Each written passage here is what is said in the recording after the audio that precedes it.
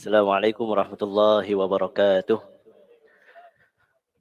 Alhamdulillah wassalatu wassalamu ala Rasulillah wa ala alihi wa sahbihi ajma'in.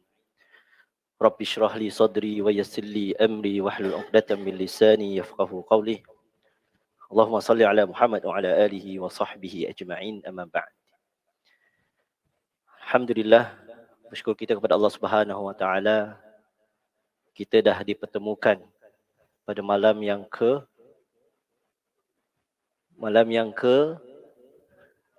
27 insya-Allah.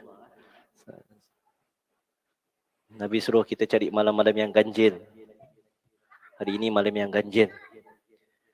Kami berharap, kita doa kepada Allah Subhanahu wa taala dipertemukan Lailatul Qadar. Lailatul Qadri khairum min alfi syahr. Lailatul Qadar itu lebih baik daripada 1000 bulan. 1000 bulan tu berapa tahun? Lebih kurang dalam 83 tahun lah pahalanya. Semoga kita semua dipertemukan Lailatul Qadar. Allahumma innaka afun tuhibbul afwa fa'fu anni. Aisyah radhiyallahu anha pernah bertanya kepada Nabi pada malam-malam terakhir Ramadan, sekiranya kita jumpa Lailatul Qadar, kan, doa apa yang perlu kita sebut? Nabi sallallahu alaihi wasallam beritahu ke Aisyah, bacalah Allahumma innaka afun tuhibbul afwa fa'fu anni. Hadirin jemaah muslimin muslimat yang dirahmati Allah Subhanahu wa taala, kita masih lagi dalam topik tentang solat.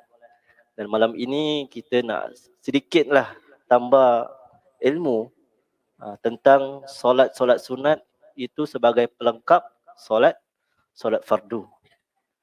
Dan solat-solat ni biasanya kita ada terms tau namanya, iaitu solat sunnah rawatib, iaitu solat yang mengisi kekurangan solat fardu kita.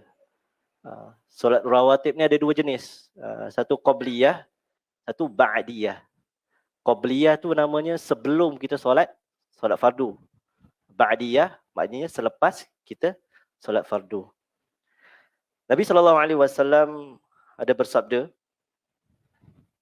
kata Nabi, sesungguhnya amalan yang pertama kali dihisap pada manusia di hari kiamat nanti adalah solat.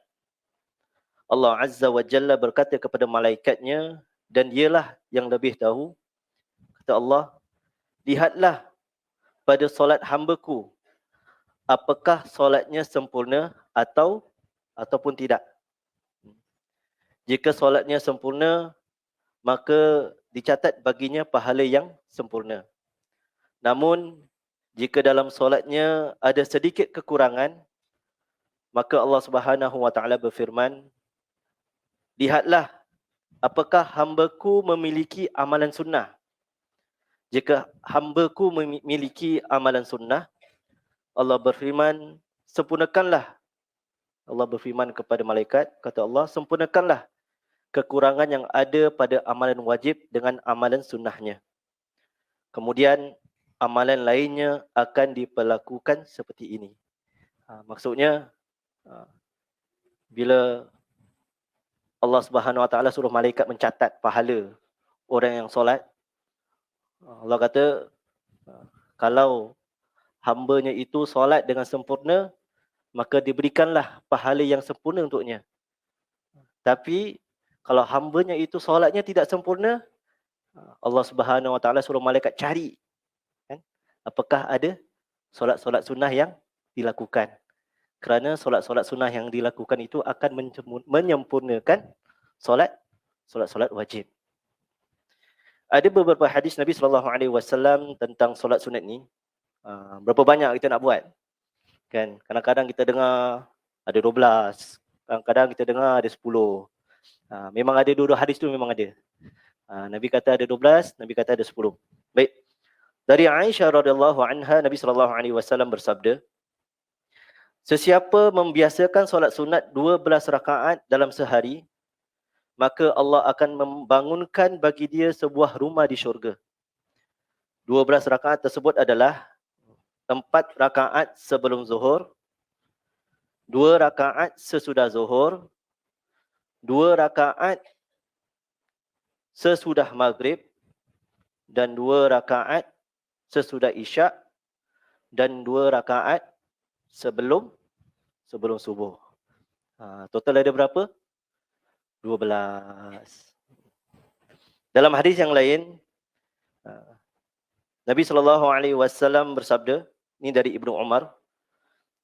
Kata Ibnu Umar, Nabi SAW, kata Ibnu Umar, aku menghafal daripada Nabi SAW 10 rakaat, iaitu sunnah rawatib. Iaitu 2 rakaat sebelum zuhur, 2 rakaat sesudah zuhur, 2 rakaat sesudah maghrib, 2 rakaat sesudah isyak dan 2 rakaat sebelum zuhur. Sebelum subuh, alhamdulillah. Maaf, saya ni reserve ustaz yang sakit. Kebetulan hari ni pun saya sakit. Jadi total ada berapa? Semuanya ada 10. Dan sebenarnya ada hadis Nabi juga sallallahu alaihi wasallam tentang solat rawatib sebelum dan selepas zuhur. 4 sebelum zuhur dan 4 setelah zuhur. Jadi boleh semuanya. Bagaimana untuk solat zuhur tu? Dua-dua. Ulama kata dua-dua. Masna. Dua-dua. Habis bagaimana pula yang solat 2 rakaat sebelum asar, 2 rakaat sebelum maghrib, 2 rakaat sebelum isyak? Ulama kata itu dinamakan sebagai sunnah ghairu muakkadah. Iaitu sunnah yang tidak ditekankan. Kalau sunnah muakkadah iaitu rawatib yang tadi itu, yang ditekankan. Kerana apa? Kerana Nabi SAW jarang tinggalkan solat-solat itu. Apa hadisnya? Hadis daripada Ibnu Umar juga radhiyallahu anhu. Ini qabliyah asar. Okay. Allah Subhanahu wa taala mengasihi orang yang mengerjakan solat 4 rakaat sebelum asar. Sunnah? Boleh, silakan kalau nak lakukan. Riwayat Imam Tirmizi. Kalau qabliyah maghrib,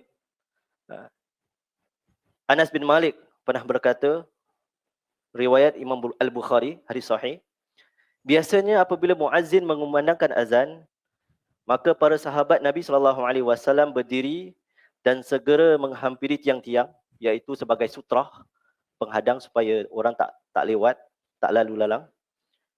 Sampai Nabi SAW keluar sedang mereka dalam keadaan demikian. Maka solat 2 rakaat sebelum maghrib, iaitu tiada jarak waktu yang singkat, maknanya lepas dah ada azan maghrib lepas tu orang solat. Sesuatu di antara azan dan iqamah. Jadi lepas ada azan, lepas tu nak solat, silakan. Tetapi ini sunnah ghair muakkadah. Silakan. Bolehlah lepas wuduk nak solat, tahiyatul masjid, itu tidak ada masalah. Jadi kita manfaatkanlah kan sunah-sunah rawatib kita. Semoga solat-solat kita itu sempurna, dan kita yakin memang sempurna insya-Allah. Tetapi ditambahkanlah dengan rawatib.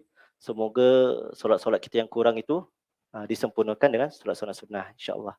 Subhanakallahumma wa bihamdika asyhadu an la ilaha illa anta astaghfiruka wa atubu ilaik. Assalamualaikum warahmatullahi wabarakatuh.